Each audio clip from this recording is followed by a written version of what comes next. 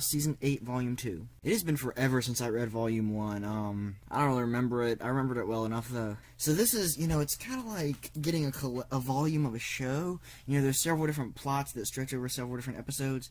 The main story is this guy named Twilight, who we don't really know anything about.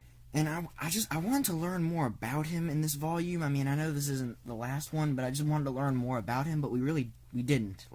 The overarching story needed to progress more. The next story is about a group of vampires that are going to take away all the Slayers' powers, and I like this one.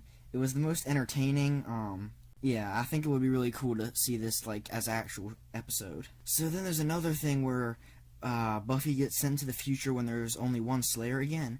And this is okay, but it never explains some things like, why is Willow evil, or, if they didn't get erased, then does that mean that that future is going to happen and that they didn't exist? And the next story, which is probably my favorite, is the one where Buffy dreams about being 16 and in Sunnydale again. It develops her character more, and she's kind of like, I miss things back in Sunnydale, where I was just a high schooler and things were just simpler back then. So as for the characters, there really aren't main characters in this besides Buffy, Xander, and Willow, and kind of Dawn. Yeah, in this volume, Giles, Faith don't appear at all, and Andrew's in it briefly. Buffy and Xander are good. Willow's just kind of a little different. I think they changed her character a little bit from the show. Dawn is bland. Like, she pretty much serves no purpose into this season. None of the other characters are really important, so I'm not really going to talk about them. Just get to this time on the clock to skip the spoilers.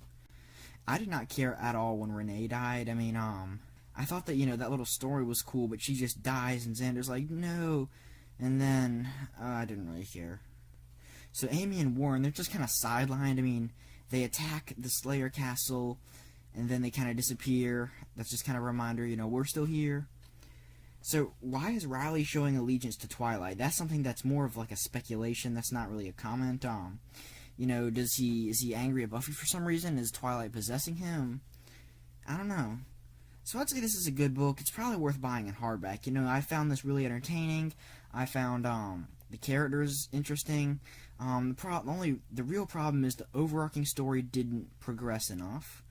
So yeah, be sure to subscribe. Bye.